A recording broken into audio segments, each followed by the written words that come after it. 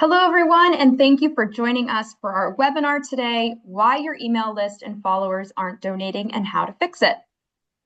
We're going to go ahead. We have a great session for you, a lot packed in within the hour. We'd love to see who we have on today, so please go ahead, say hello in the chat, your organization name, and where you're joining from, and we will go ahead and get started shortly.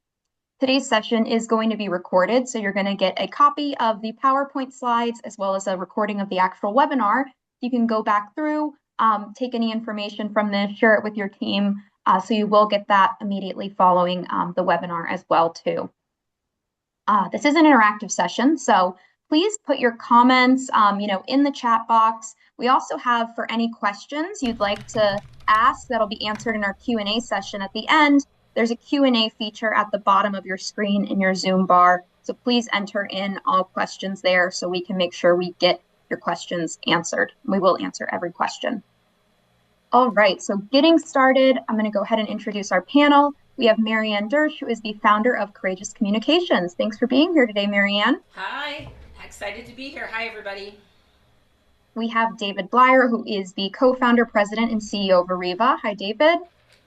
Hey, Gabby, thank you so much for putting this together. Marianne, thanks for joining. Chris, thanks for joining. And I'm really looking forward to virtually meeting all you indirectly in the audience. I want to thank you for what you guys do, and I really hope you get a lot out of this today. So thank you for joining. Thanks, David. And we have Chris Fink, who is the Chief Operating Officer of Ariva. Hi, Chris. Hey, Gabby. Thanks, Gabby, for putting this together. Thanks, everybody, for joining, and a huge thanks to Marianne for being here today. Awesome. And then my name's Gabriella Salemi. I'm the Director of Marketing here at Ariva, and I will be your moderator for today. So today's session is all about email and social media. So we would love to know, how often are you sending out email communications? So you have a few options to choose from there. And this can be on a monthly basis. How often are you sending out email communications? Or yes, per week too.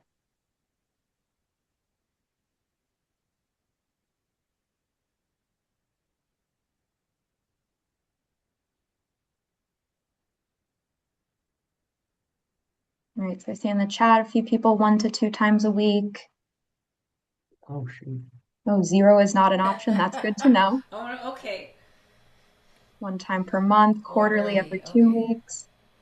All right, so looking at the results, majority of you are sending 2 emails a week, 25% 1, 19% 5 or more, or 14% are sending 4, and then a few of you are sending 3. All right, next question we would love to know. How are you moving people from your email list to action? You can select multiple of these. So if you're doing multiple, but we have lunch and learns, tours, events, meet and greets, VIP experiences, other. You also have options for all of the above and none of the above.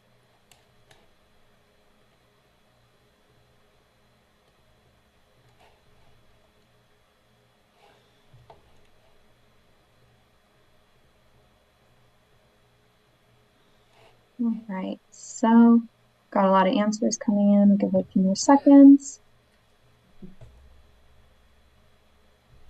All right, so 67% of you are doing events, few tours, lunch and learns, meet and greets 19%, other 33%. Love to know other, what are those things that you're doing? 6% all of the above and 16% none of the above.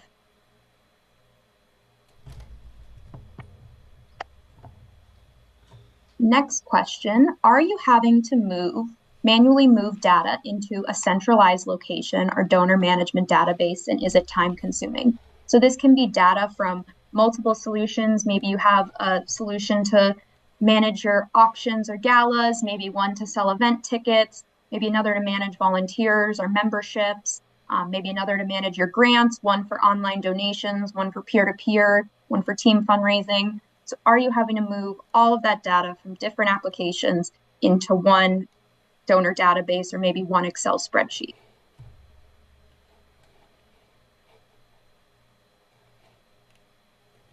All right, so looking at the results, 52% of you are having to move that data.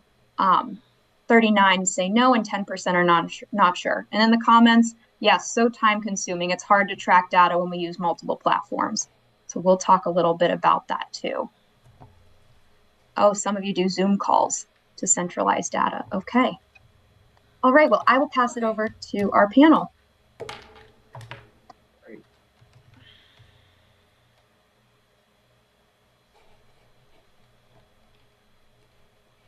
All Oh, right. Do you you want me to get started here, guys? Yeah, go for it, Okay. Marianne. All right. Hey, everybody. Thanks for the intro. It's so good to have you here. Like David said, we're going to learn a lot. This one is rich. And what I'm going to work with you on today is helping to take all your activities and put them in a framework so that they actually create output and move people to action. And I've been doing this work for a really long time, since the early 90s, we'll just say. And our methodology back then we was spray and pray. Were you guys around for like the spray and pray era? You would literally mail stuff out and you didn't know who was responding. So now we have all these ways to engage people, which is amazing, and yet we always don't know how to get out of the silos of engagement. So we have lots of ways, but are they really moving people through a process? So a lot of times I ask folks in nonprofit, either in development and leadership, what is your system by which you enroll new donors? And they always don't have an answer. And so this is the donor flow framework that I'm going to explain to you. And what it does, it really helps you, again, break through the silos and move people to action so that everything you're doing has a purpose, and that purpose is to move people along. Not everybody's going to come with you for every step, and that's okay. But what we're doing is creating a system. There's a phrase I use a lot: we systematize to stabilize. And when we put in systems, it allows things to flow to us more easily. Grace, flow, and ease is sustainable. Hustle and grind is not. So we want to create a donor flow where donors are flowing to us. So I'm going to walk you through what this is. And then we're going to talk a little bit about each phase. So the first stage is awareness. That's just when people discover your organization. So they may know who you are, but you may not know who they are. So that can be like social media exposure, publicity, more traditional publicity, things like that. So you're getting name recognition. So people are aware of you. They know you. They know you. They know, oh, I've heard of them. I know of them. But you don't know who they are. Okay? So what we do is interest means that now you know who they are. So they are now part of your orbit. And for most of us, that looks like an email list, which is why we asked you about email, because that is one way.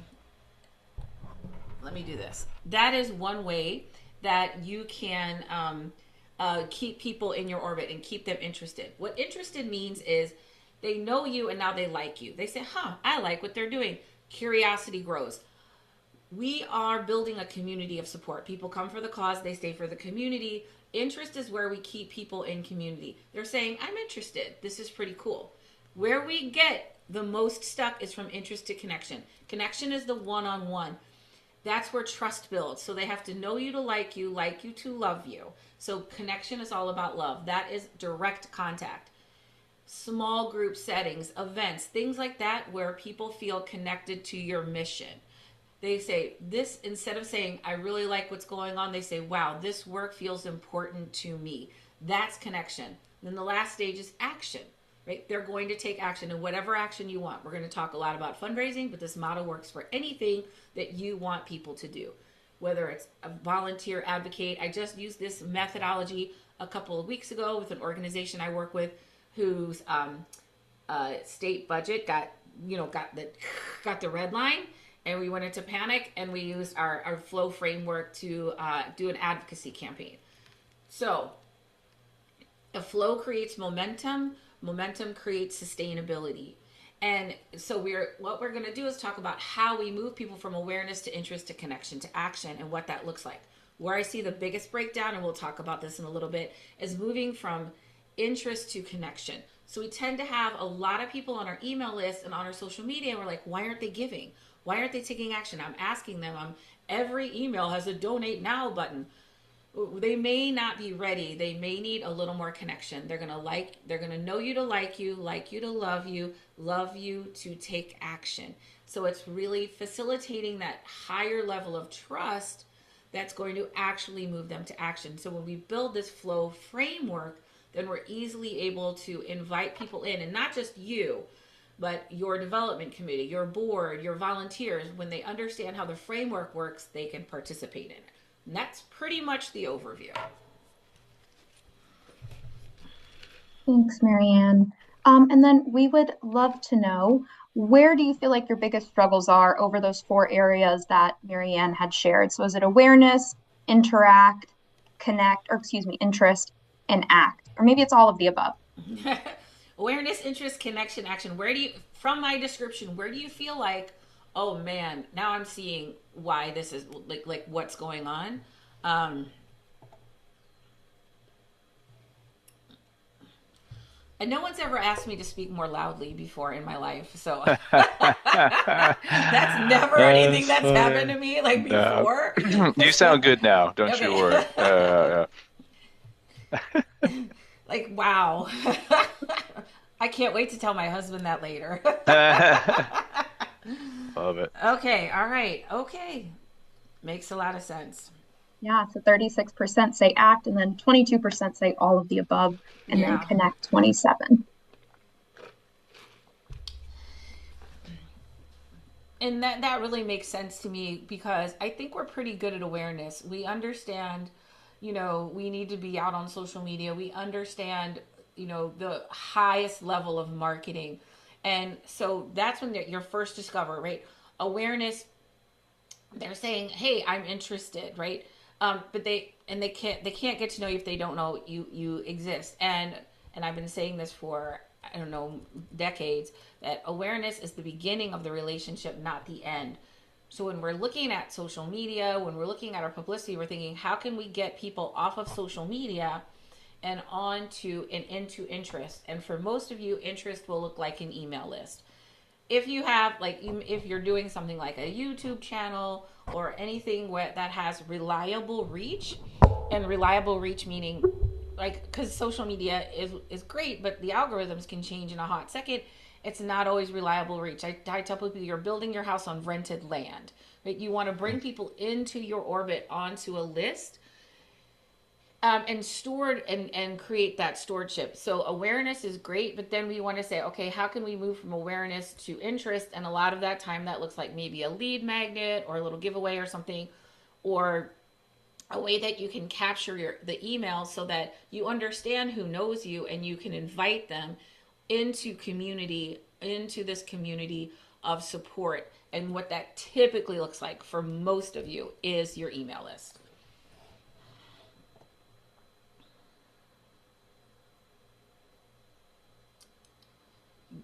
You good with this, guys? You, oh, okay. Yes, We're all good, Marianne. All right. Okay, so let's talk about interest, because this is where I feel like what happens is we're just emailing to our list because we have to.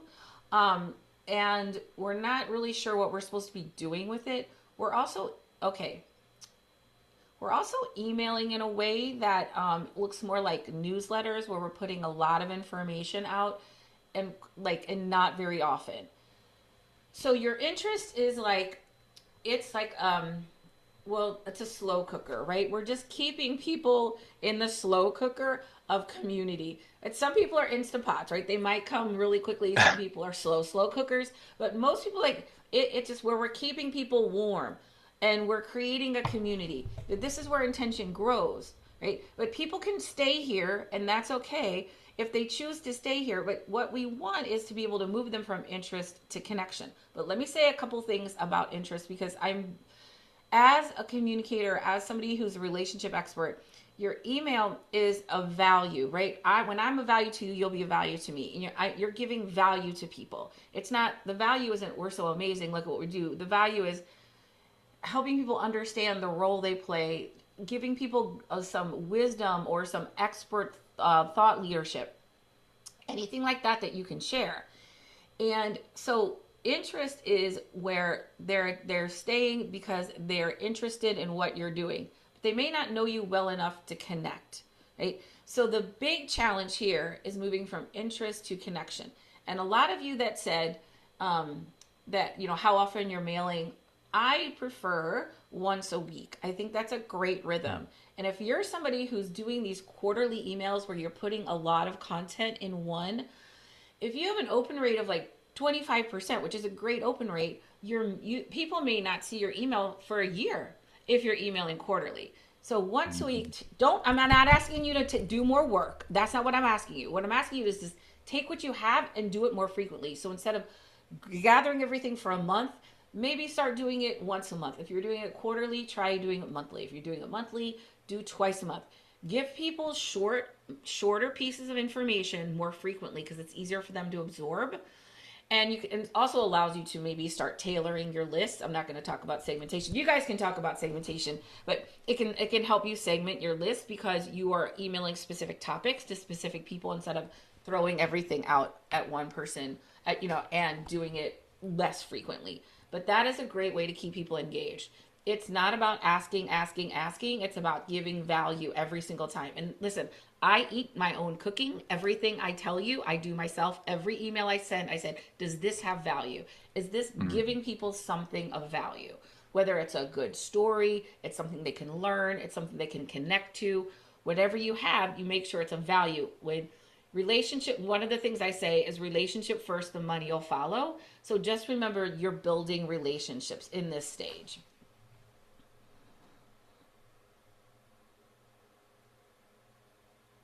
Well, I love your interest, Marianne, and that you use the cooking as a good example. I think I'm going to call this a centralized donor relationship management database as a traditional CRM. And I think a lot of people use CRM, but in the nonprofit space, I really think we should be using DRM or donor relationship management database. And I do believe that is your source of truth. Yep. Um, it shouldn't just be considered a database. It's your understanding of your donors, and that's what should really be in there. This is where the interaction should live. I mean, all in one place. And I think you'll be saying, oh yes, absolutely, we'll be sending these around, I promise.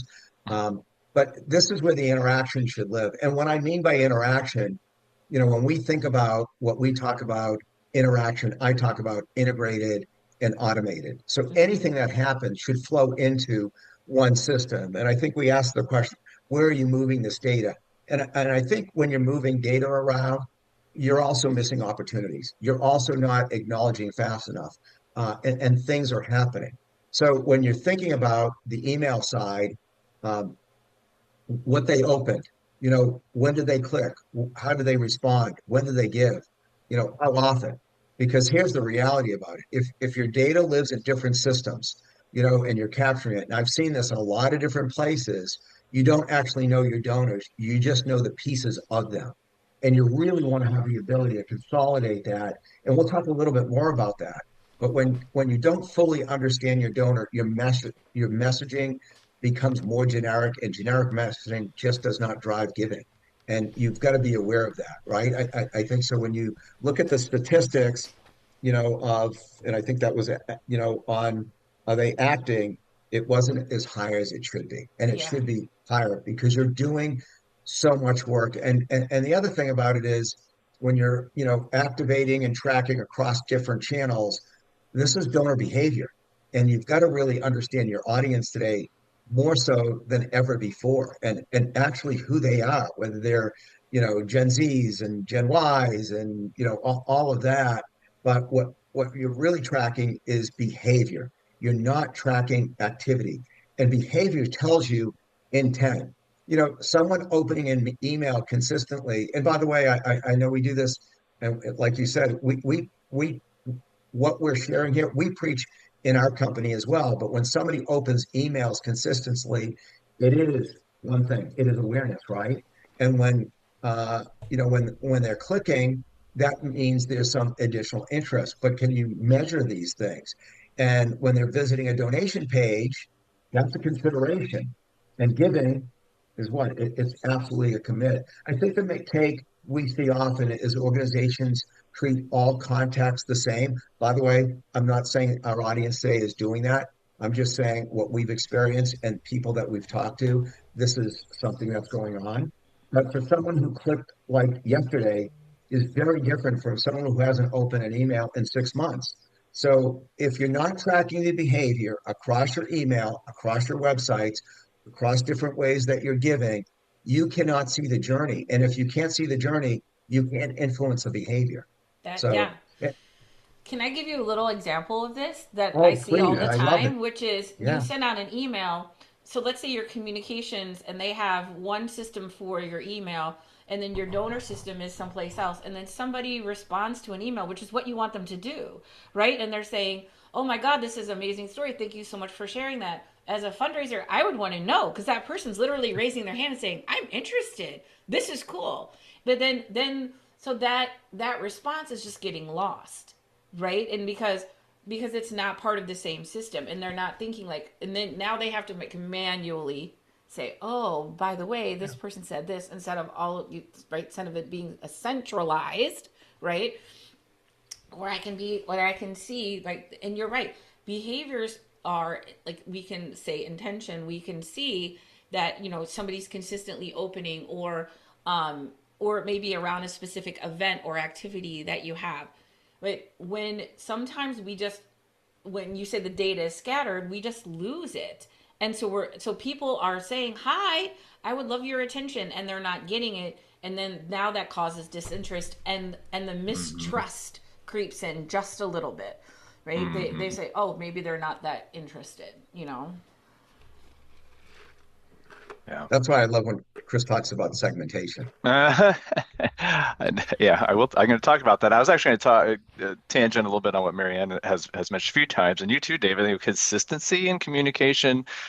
I think that can, in terms of awareness and interest, which is what Marianne's touching on. I think you have to be consistent, but you also have to be thoughtful about the cadence of your outreach. You can't inundate people with too many emails, but you don't want to send a bunch of emails out and then just stop for a while and then send again. And then even so the timing of when you send these things out, these communications. I know Gabby, our director of marketing, is puts a lot of thought into how, the cadence of emails that go out and also when, right, Gabby? I mean, what is it? Is it Tuesday morning, Gabby? Is that the best day? I can't remember. But there's certain days of the week even when people are going to be more apt to even open your emails and take a look. So you do have to be really thoughtful about those communications. And that ties into what David, you just said, which is, segmenting, and Marianne has touched on it too, meaning you can send out generic emails. I mean, I thought a lot of your organizations out there, right? You send out newsletters to all of your constituents, right? But when it comes to more targeted emails and segmentation, it's really garner that awareness and and particularly interest. I think you have to stop broadcasting and really have started using more targeted communication. Instead of sending the same message to everyone on your list and your database, you really should be speaking to people based on what they've already shown you, how they've already engaged with your organization in one way or another, right? Have they opened your last 5 emails? Do you even have that information? Are they engaged at all in these emails that you're sending out? And if they are, what are they clicking on within those emails? There's systems out there that easily allow you to track that information and understand what people are engaging with when you do send things out to them, right? Um, and it really can help you gauge intent, right? People who visit your donation page but abandon it, who are those people? Your website should be able to track that. There's high intent there potentially to give, and you can find those people and engage with them more often and more targeted, right? So you know, don't ignore that information and collecting that information. It's not hard to set up and to collect that data. And if you want to talk about it more, we can talk about it offline. But we're not trying to create, like Marianne said earlier, we're not trying to make your life more difficult and create more work for you. These are things that you can easily do. And if you want to learn more, we can talk to you about it. Um, so when we ask that question, why aren't your email lists getting more people engaged with you and giving and following and donating? It's because are you tracking their behavior clearly? Do you know what that behavior means? And then are you responding in a way, in a segmented way that gets them specifically to move forward with you? And a lot of this is tracking this information about data and turning it into communications and ultimately conversions, right? So people give. Um, so anyway, go to the next Yeah. slide. Or No, David, please I would just say, tack onto that. I just really, I think what you just said is really important. I think some of the biggest mistakes nonprofits make still, and I've been in a lot of educational webinars. I hear a lot of speaking, but they still seem to treat all these people the same. And it's Mm, not one size fits all. I know that. First time subscribers, casual followers, highly engaged prospects, and then you send them all the same email. Those are some of the mistakes that I still see happening in the industry. And, I think what you should do instead is, this is sort of my takeaway, but, and Chris and Marianne, you both said the word, which I love. When someone shows high intent, don't send another mass emailing. Send a personal email. Even pick up a phone call. I got to share with you. We're in meetings all day long. We say, "Oh, send an email." I'm like, "Hold on. Pick up the phone and call." It really depends. You've got to think about this. If you have an email communication, you have a large donor, and you're just so busy, just take a step back. Pick up the phone. Invite the conversation, tailor the ask. I mean, we hear a lot about that. I know we're mm. not talking today about AI, but it's all about tailoring the ask. Have you identified that? Do you really understand that? So the organizations that I'm seeing that are winning is the ones that Joe are not just collecting the data, but they're acting on it. And I just want to leave that message because I think Marianne and Chris on this, you really brought up some really great stuff. Okay, that's really good, and I'm reading all the questions. I want to say and Gabby said we're going to get to the questions at the end, but I do want to say one thing is like we tend to focus a lot on the number of emails, like how much, and really like there's some emails that we get every day and we open them because they have really good content. So I would focus more on giving really good content because if it's of value, people don't mind, but we're afraid, oh, I'm going to give them too much or too often. Um, so just thinking about, the content and the value of the content, and if you're doing that, then, you know, then and focus less on like, oh, there's a specific magic number, right? I say the once a week because I think it's an easy recommendation, and we can go into a little bit more about what that looks like. So let's get to connection because from the interest to connection, I feel like is where people get stuck the most, just in my experience. Um, right? Instead of I feel I like this organization to I feel deeply connected to this work. Now, I want to say something because this is really the foundation of my work with courageous communication and what I coach and train people on, which is my job as a fundraiser, a marketer, a nonprofit leader is not to get somebody to care about my organization. My job is to find like minded people and invite them into a community of mutual alignment. I call it the philanthropic heart. I have a philanthropic heart. Chris, David, Gabby, we all have philanthropic hearts created from our own lived experiences, not necessarily your marketing, which I know is kind of sad because I'm a marketing person, I'm a words person. Why people are attracted to your organization has less to do with what you say and more to do with how they experience what you say. So we're not trying to change people. We love people for who they are, not who we want them to be. We're not trying to change people. What we're doing is we're creating a connection. So when we're moving people through the donor flow framework, we're moving them from interest to connection, right? And the connection is now that's more interpersonal. We often don't have a way to do that. And so when Gabby asked you about like what ways do you have, having a way to create connection that's systematized. So one of these is like a lunch and learn, right? Um, Mm. like where you're doing it monthly and your board, part of your board services. When I was on a board, I had to do lunch and learns and I had to commit, they were monthly, I had to commit to 2 a year and I had to bring somebody systematized into my board service, right? We're getting 10 to 12 interested people from our email list coming to a lunch and saying, yeah, I would love to have a deeper connection. Thank you so much for inviting me. It can look like tours, special VIP experiences. I was working with a theater and they said, we have these people and they buy tickets, they give about, $500 a year. We'd love to activate them more. I said, okay, well, if I want you to be of value to me, i.e. giving me more money, I need to be of value to you. What would that look like? Maybe it's a special a VIP tour, or they get to come to dress rehearsal, they get a special showing, something like that, where I'm giving them a chance to connect more deeply to the organization. And this is also, like I said, an easy way for your development committee or board members to say, oh, you know what? If you're interested, we do this thing every month. We'd love for you to join.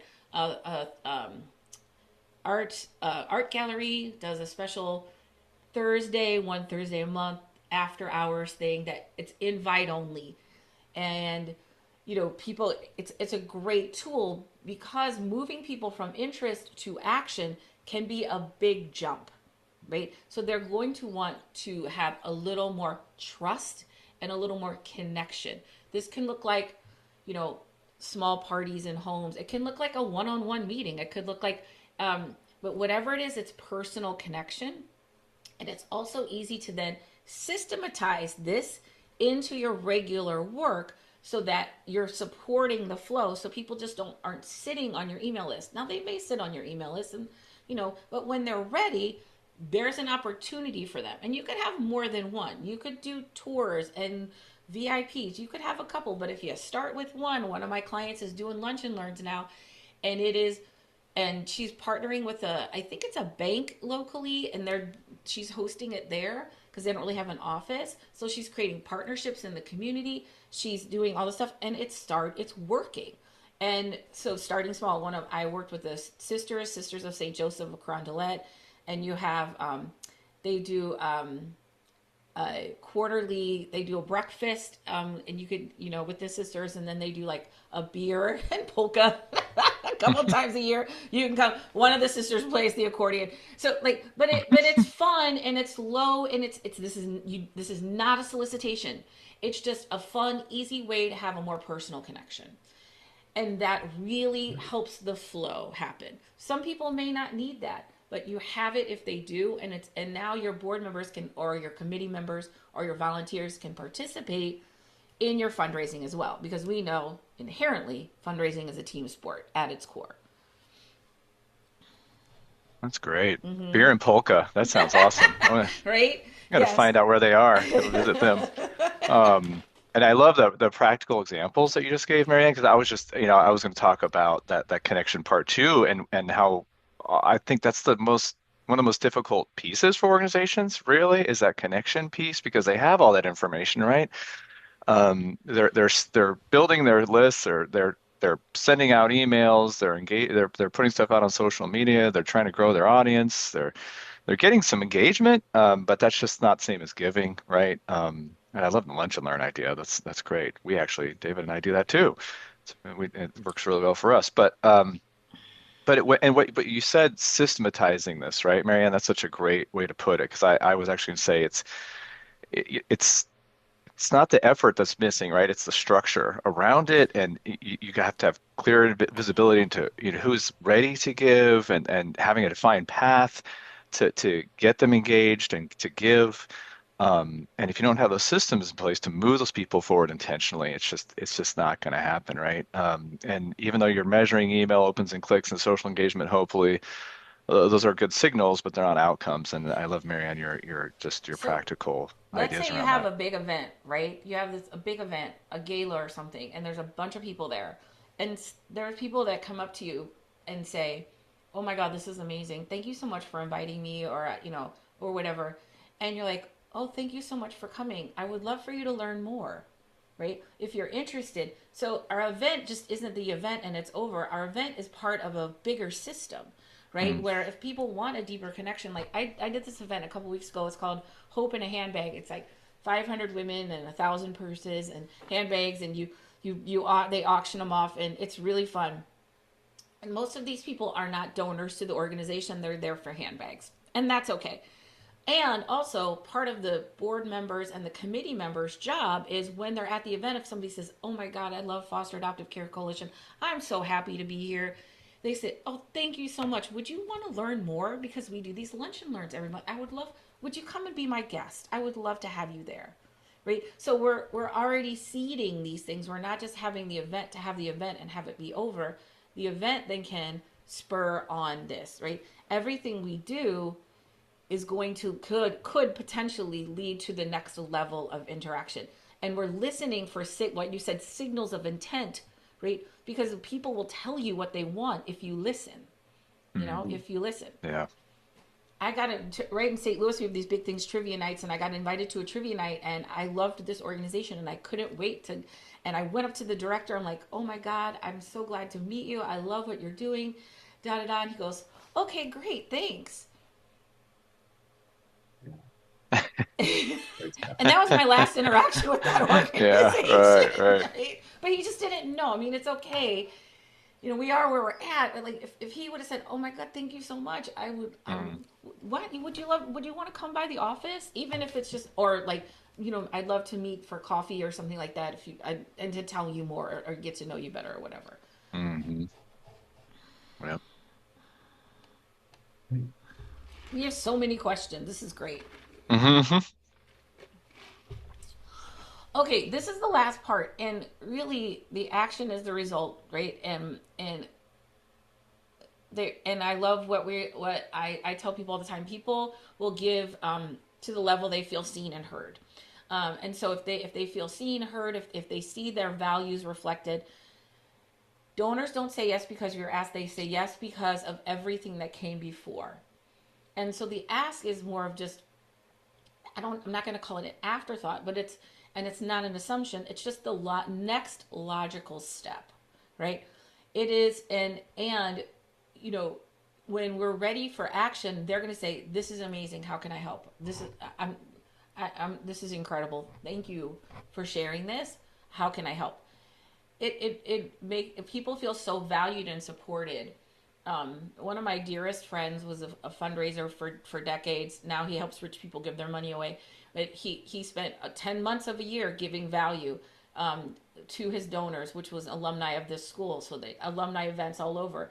And they would say, "Jim, this is amazing. What can I do?" And he'd say, "Remember me at annual fund." So he had his annual fund completed before it even started, because people were ready for action. Not that he wouldn't have taken a check in the moment, but people feel so connected and so supportive. The action is the next logical step in the relationship. And right, and so they're saying yes because they feel the high level of trust, they feel connected, they see their own values reflected in the work you do, and they want to invest in that. They want to see that. And it's that shared outcome that people are investing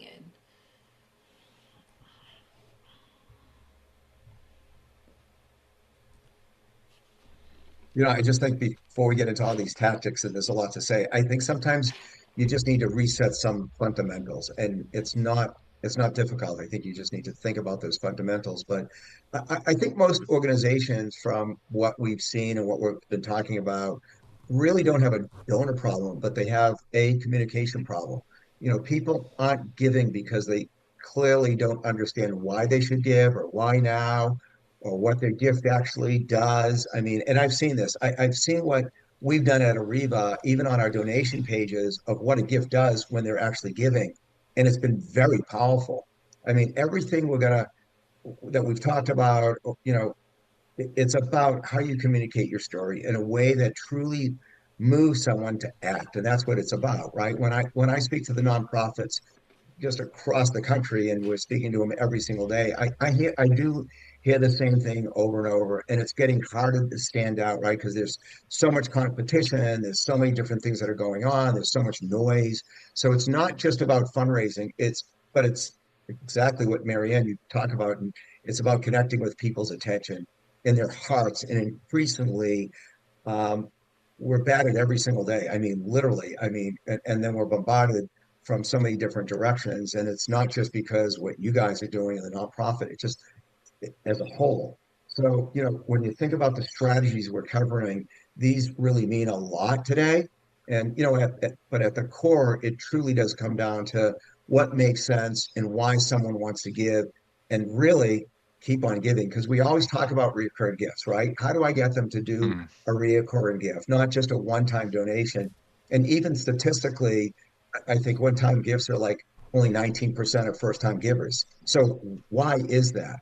So, your president and how you present yourself really does matter. And you truly need to be, visible. As much as we talk about technology, you also need to be visible just as much of online as you are offline, whether it's your website, whether it's channels that are all telling consistently. And I know I've heard this word a number of times when we talk about it, telling your story in a clear and a compelling way.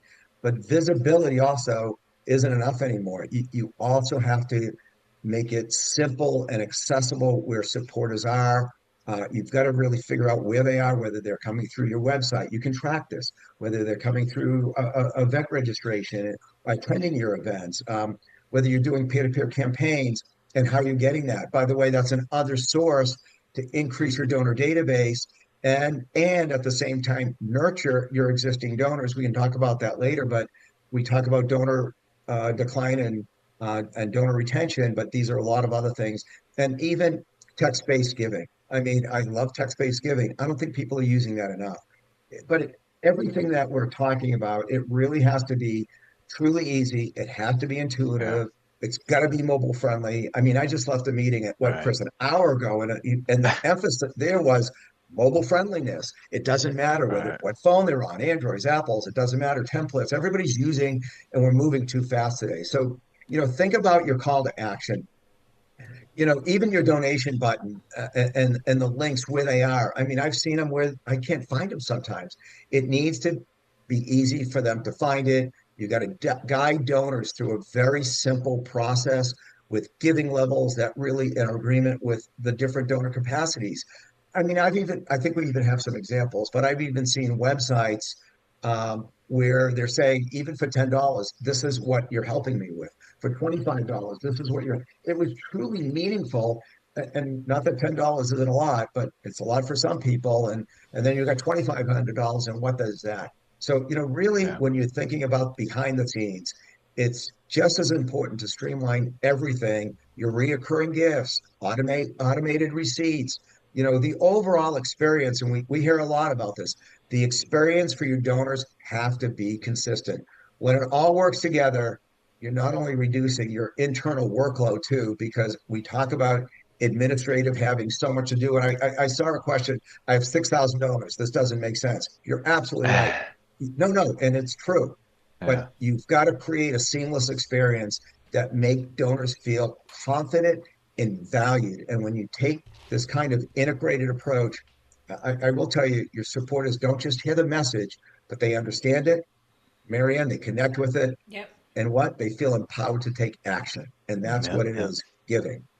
Yeah. So Yeah. And that comment from someone, I have 6,000 donors, and to Marianne's point too earlier, this isn't about creating more work for you, right? This is about having the right solutions in place and systematizing these things so that it actually brings in more donations for no more work, really. I mean, and David, you mentioned recurring donations, for example. That's a good one because it that those are overall the U.S. what the Giving Report has said that the recurring donations are up on the upswing, which is a Hmm. bright spot.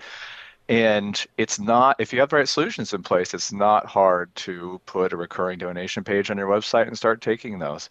But that doesn't mean you should just slap that on your website and walk away. You do have to systematize it. You have to, you probably want to put a name to that recurring donation monthly giving program and market it and send out communications and through social media to bring awareness to it.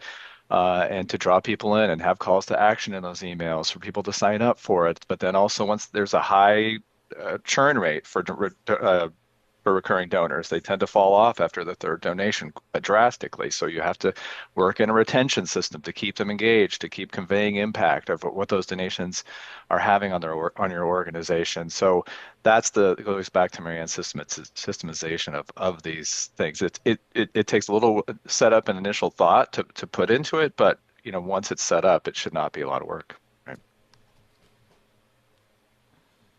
fantastic. All right. Go and just to continue on that theme of Marianne's of acting, and that we've already talked a bit about this, right, in terms of the segmentation, and that really plays into like the person who just said, I've got 6,000 donors, I can't do this across my 6,000 donors. Well, that's where the segmentation comes in, right? You do not have to. interact individually with all 6,000 donors, nor should you, or constituents, right? And you don't want to speak to them all the same way anyway. You really need to start thinking about segmenting them, and there's traditional ways of doing it. RFM is a typical analysis, recency, frequency, and size of gift, and segmenting people by that. But you should also be more precise than that in terms of your analysis and segmentation, and looking at their not just their giving patterns, but looking at trying to make sure you're tracking their preferred channels of communication, and looking at those insights we talked about earlier in terms of the email interactions and social interactions, and people who aren't giving or who have lapsed. Are you trying to re-engage with them? So there's ways that you can segment these people out. And also, there's data that you may not have and that you can't collect that you can supplement your database with. So for example, we have a partnership with a prospect research firm called Donor Search.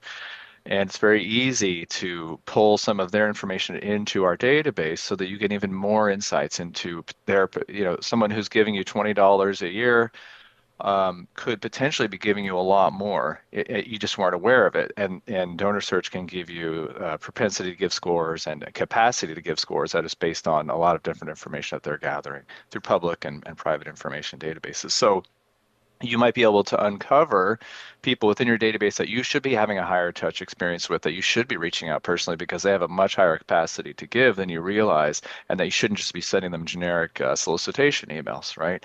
So that's another thing to consider, and how to use your systems to segment those people out based off how you want to reach out and communicate with them. And you can also automate things in your database too.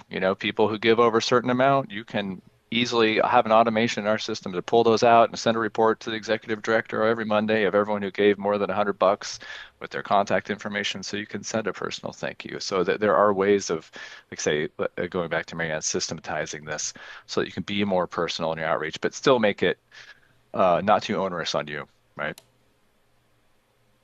Thanks, Chris. And before I pass it over to David and Chris, there's a poll up on your screen, and we'd love to know if you have heard of Ariba before.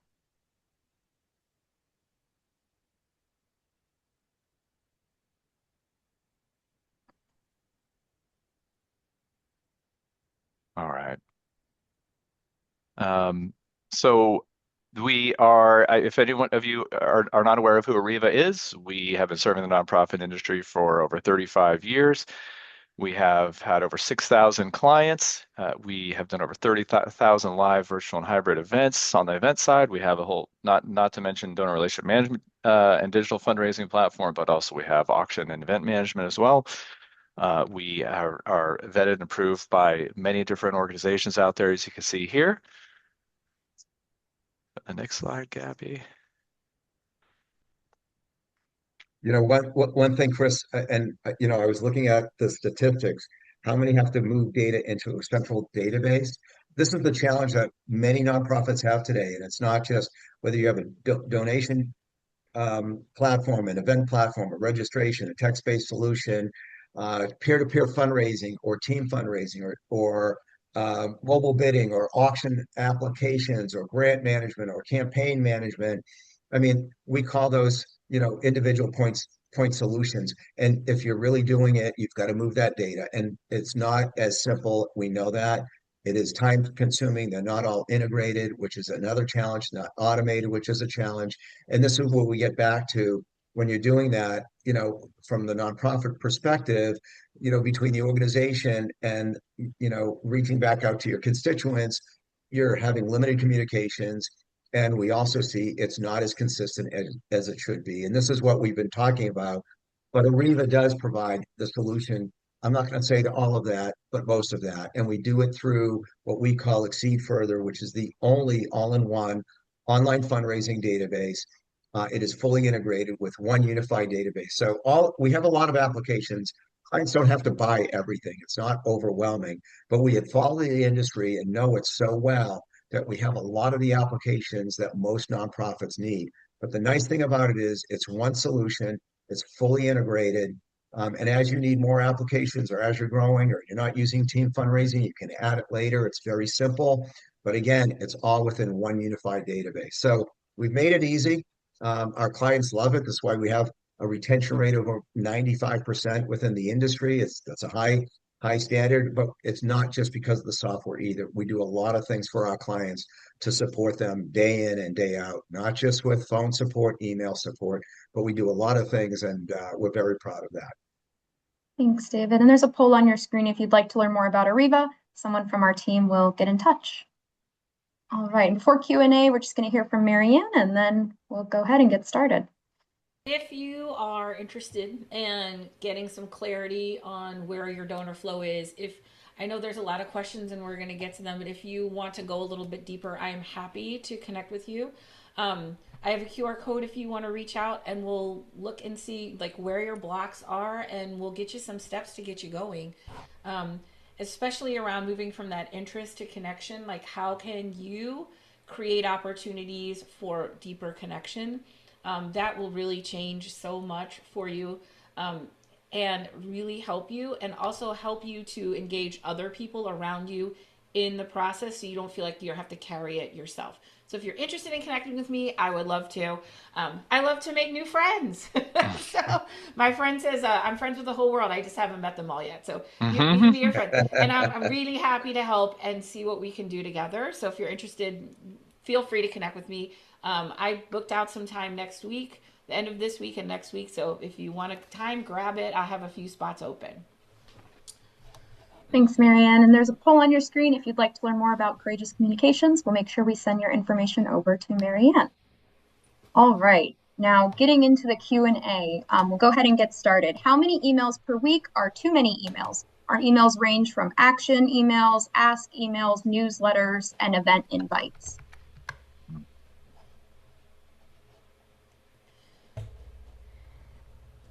I wish I had an answer for this. I wish I had an answer. This I is was going to not defer to enough. Gabby. This is too much. Gabby, what do you think? I like the weekly rhythm. That's Yeah. me. But if you have more to say, for me, it's less about the time. It's more about the content. Is it giving value? Mm, Are you respectful of people's inboxes, which is, mm, a very privileged place to be. Um, mhm. so that's what I want to Yeah. say. Yeah. Gabby, do And you have anything you want to say as yeah, I well mean, as a Gabby, marketing expert? I think, isn't it like more than two was too much, right, Gabby? Yeah, and if we do two, they're at the beginning and the end of the week, but we try to just do one to our Yeah. entire marketing Yeah, and list. I would say, sometimes you're going to have some more because you have a big event coming up, right? Like this webinar or Hmm. whatever, and you're going to say, hey, you're going to send a couple of reminders to generate energy around a big event. But that's definitely the outlier. That wouldn't be the typical one. Hmm. How should we break up types of email communication per month? Should it be a percentage of donation ask, program update, event invites, etc.?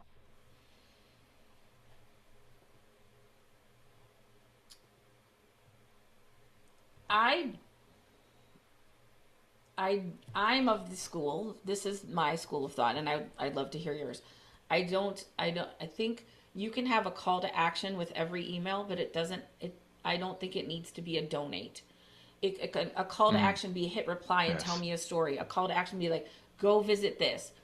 Right. Everybody gets, but about maybe every 7 or 8, it's going to be a call to action to donate. Because if every single time you're asking, it's like if I had a best friend and every time I saw them, they're asking me for something, like, oh my God, like, you're so needy. I always think about it in personal relationships. Like, what would that feel like?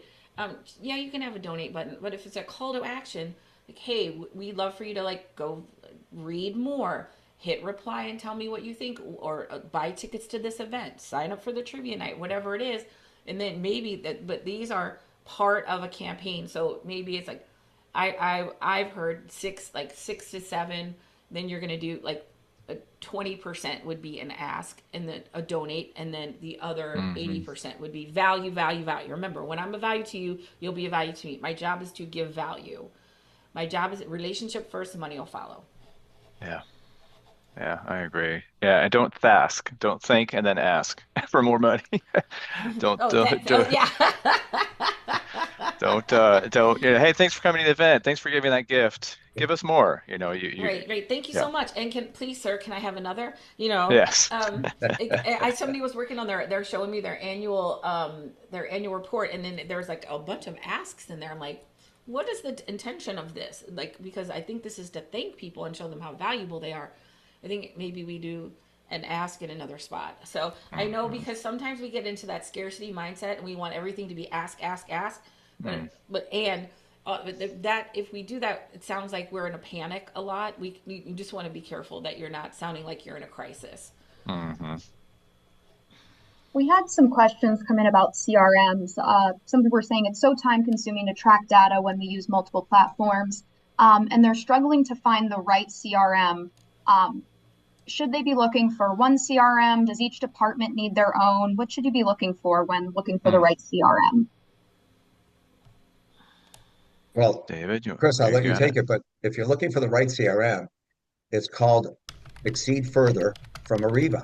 And I really do believe it's the right CRM, or we wouldn't be doing what we're doing.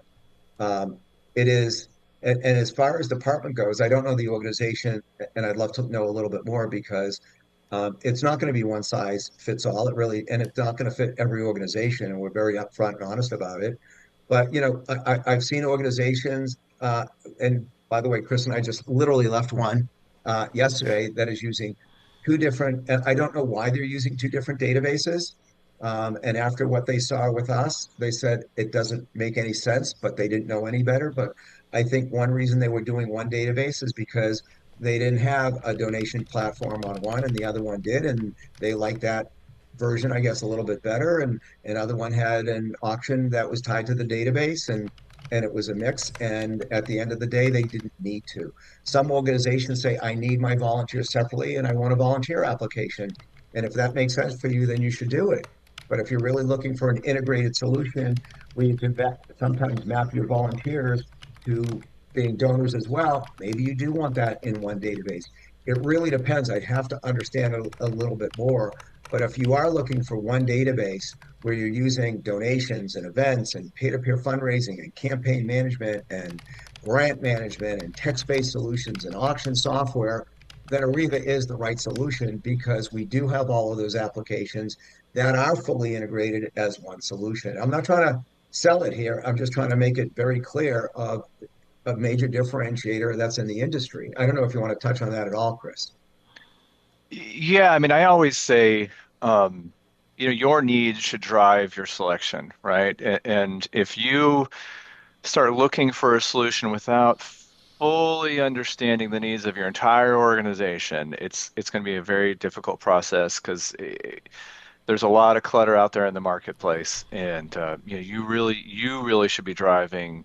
Here's what I need. What do you need to get out of the database of your systems in terms of what your strategy for fundraising particularly should be driving your needs, right? Do you have a clear fundraising strategy in place? Do you know what you're going to? Do you know that you're sending out what types of emails you're going to be sending out? And what type of standard mailings you're going to be sending out, solicitations, what types of campaigns are you going to be running? Do you have a capital campaign coming up? Do you have the infrastructure in place to run a capital campaign? Do you have auctions? Do you need auction software? Do you manage your volunteers? Is that just in spreadsheets? How are you managing your grants? I typically just see people putting that on in a Word doc or in spreadsheets and understanding all that information that you need to gather, but then also what do you do with that data? How do you get it out? What kind of communications are you sending out? What kind of reporting do you need for your board? What reporting do you need internally to know that your strategy is working or not, and to evaluate your efforts? That should is once you have that in place, you can start looking for little solutions that are going to meet those needs. That's what I would say. We also have a great guide. It's our nonprofit software buyer's guide. I'll put it in the chat, and this gives you all questions to evaluate when looking into a new software. So, really valuable resource. Um, Other question, how do you suggest connecting when your nonprofit isn't in a centralized location and staff work remote? Okay, this is a great question. I saw that. Thank you, Gabby. Because there's a lot of organizations that are either national or global, that they don't really have a spot, and you can create the feeling of connection. And and that can look like, maybe you're doing a web, you're giving like state of like I worked with an organization, they worked with environmental global warming issues. They're doing regular updates to their donors on what's going on in, and so they're giving value that way. And if people want to learn, they're there. You're looking for connection, growth, or contribution. What can I do to connect people? What can I do to help people grow? And what can I do to give people opportunities to contribute at a higher level? That could be, maybe you're going to take some of your really, some donors who are maybe really interested in one program or a certain aspect of your organization, and you create a little community for them, right? So there's all kinds of creative ways, you know. And even if you don't have a space to visit, that's not what I'm talking about. Yes, you can have that, but there's a lot of ways to connect people, to help them feel connected, to help them feel, to start to turn on that love relationship. Is there too much overlap between email and social media? Should you stagger those? Hmm. No. I think they're different They're so channels, right? different. Yeah, Yeah, yeah, they're so yeah. Yeah. different. It's Yeah. so different. Don't because Andrew, like Andrew, you're seeing this from your perspective. We have to think about how people are receiving this, right? And so they may or may not see that. If you feel like, oh my God, I'm putting so much out, let me just tell you, it's really hard to over communicate. Like it's really hard to be like, it, you have to try, because like the algorithm like is, they changes all the time. So people may or may not see what you post. They may or may not see that email. They maybe have a moment where they're like, I'm going to open this one. And then like, oh my God, I just got off vacation. I just got to get through this stuff. So you just don't know. So they don't really, yeah. You don't look at it from the receiver's point, not your perspective of maybe I should space this out, because you don't really need to. Great. What is the most valuable piece to communication, your email communications? What is the thing that's likely going to trigger interest? Should always be included in your emails. Okay, I have so much to say, and I'm gonna be and I'm gonna say I'm not sure, because and that is what you're using the CRM, what you're using the thing for, see what are people interested in, because it could be different.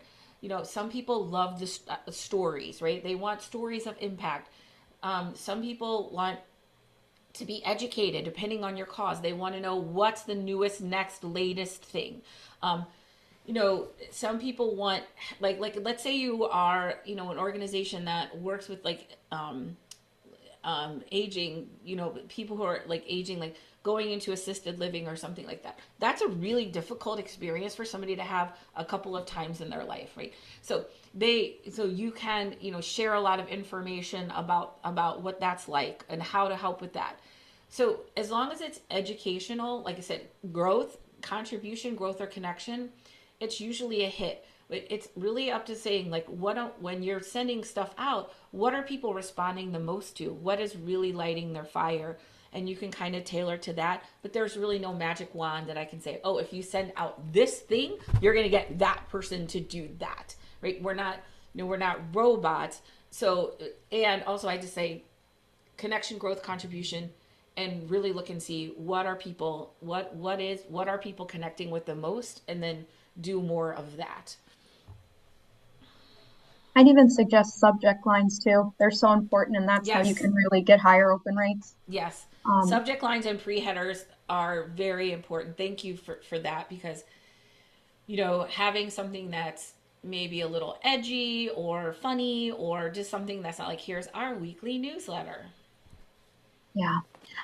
Lots of question on segmentations. What are some different segmentation groups? Like ideas around different groups you could, different segmentations you could create.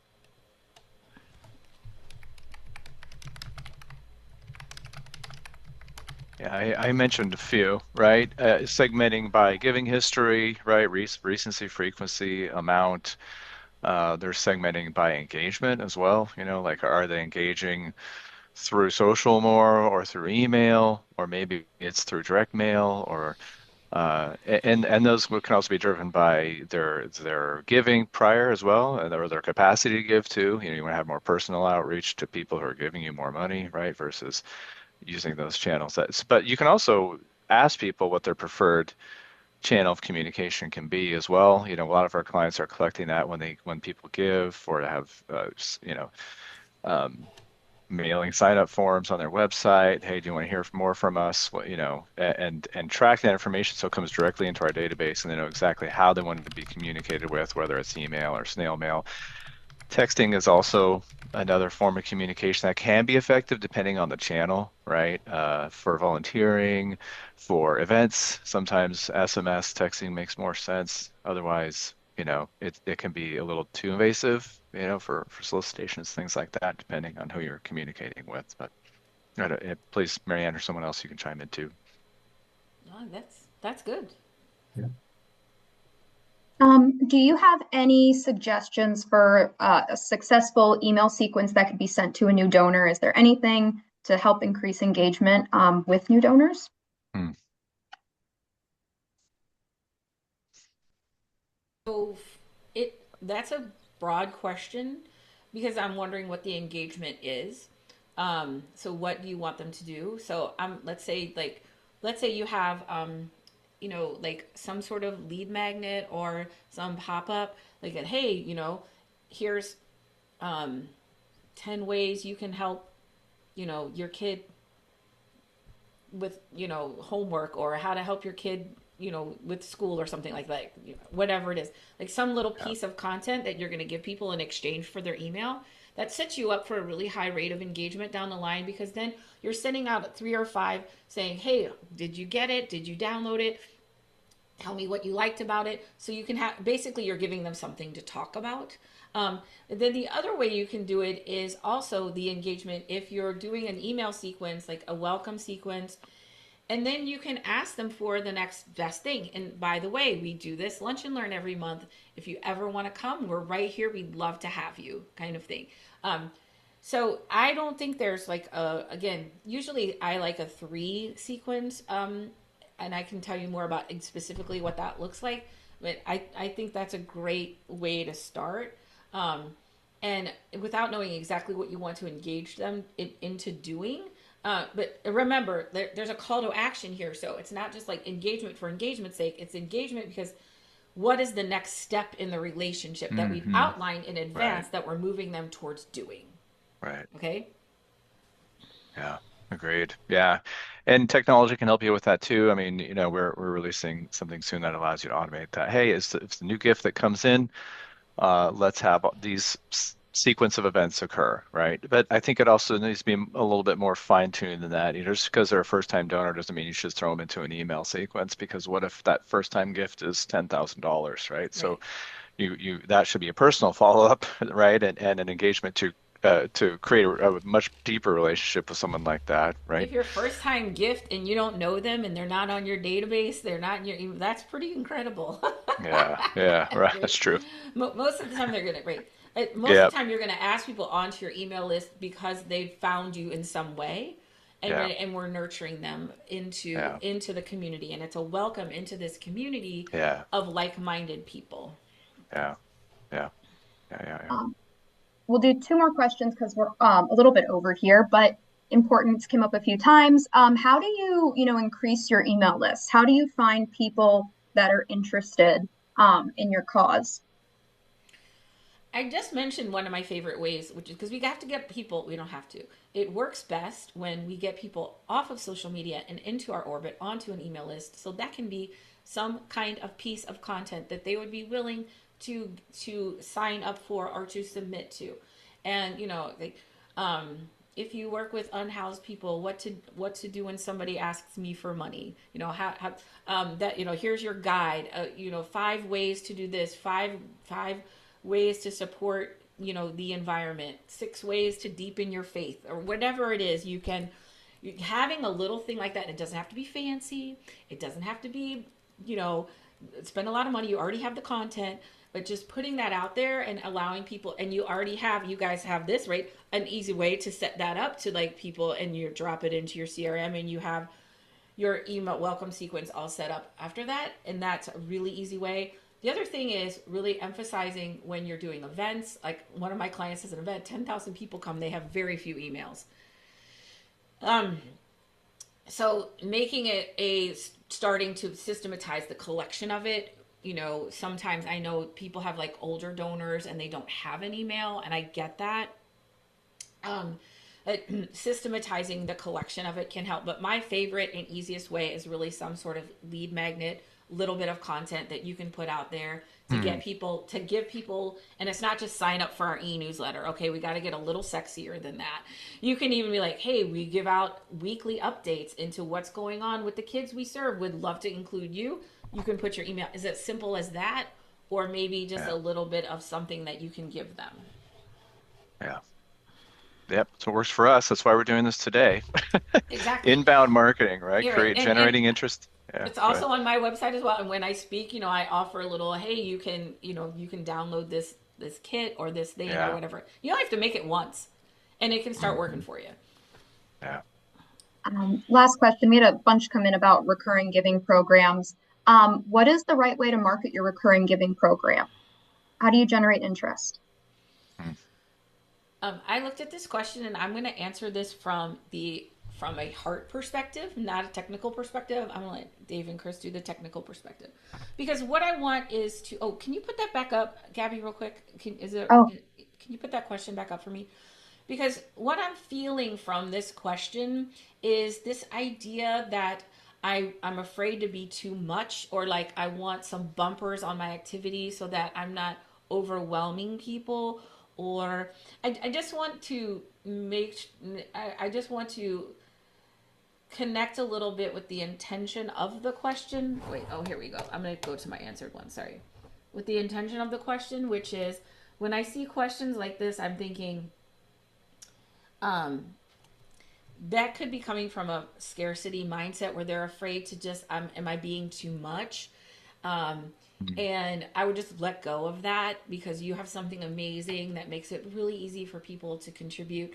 Sometimes we think that just the guilt, like the guilt of fundraising, can kind of creep in when we are not expecting it. And by that I mean, like, is it, am I going to be a bother or a burden, right? And so making sure that your mindset, maybe doing a little internal audit, saying, no, I'm here to connect people and help them align their assets with their greatest vision, and with the vision they have for the future. And this is one way to do that if they want to do that. And when you come from that perspective of power and possibility, the numbers really don't matter as much. I'm just saying, and they do, there's space for two things to be true, but I'm just asking you to, like, underlying question is, if you feel like you're being too much, you might want to examine that. Do you guys have a question? Do you have a sim for how, is there a systematic way we do this or not? Yeah. For implementing recurring donations. Yeah, like how many Yeah. times Yeah. you need to ask people?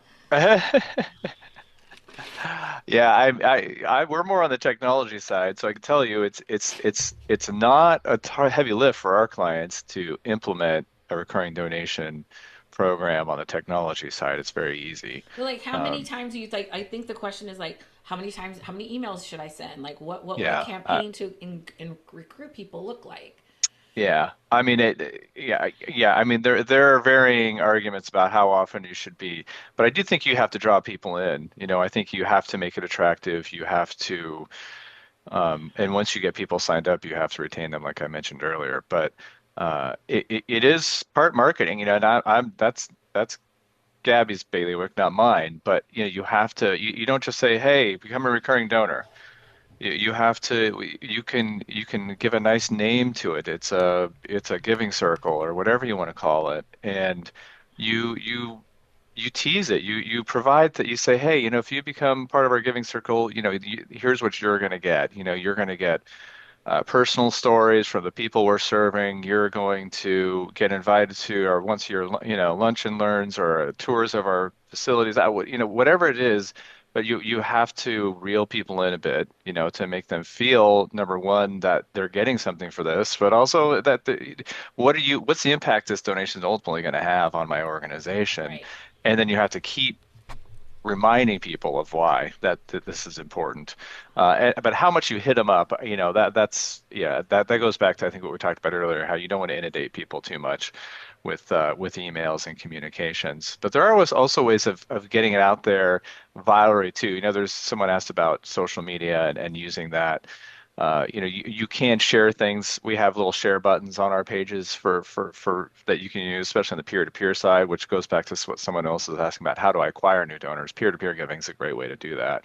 But it's also because it uses other people's social media networks that they can distribute out to their own networks. That creates a sort of more viral sort of outreach.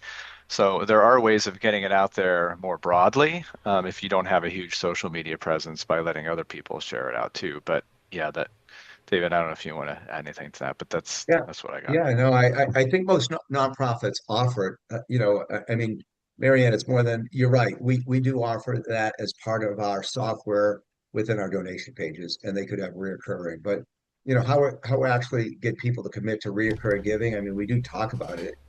I think first of all, it's not a payment, right? I mean, you have to reframe it as an impact, right?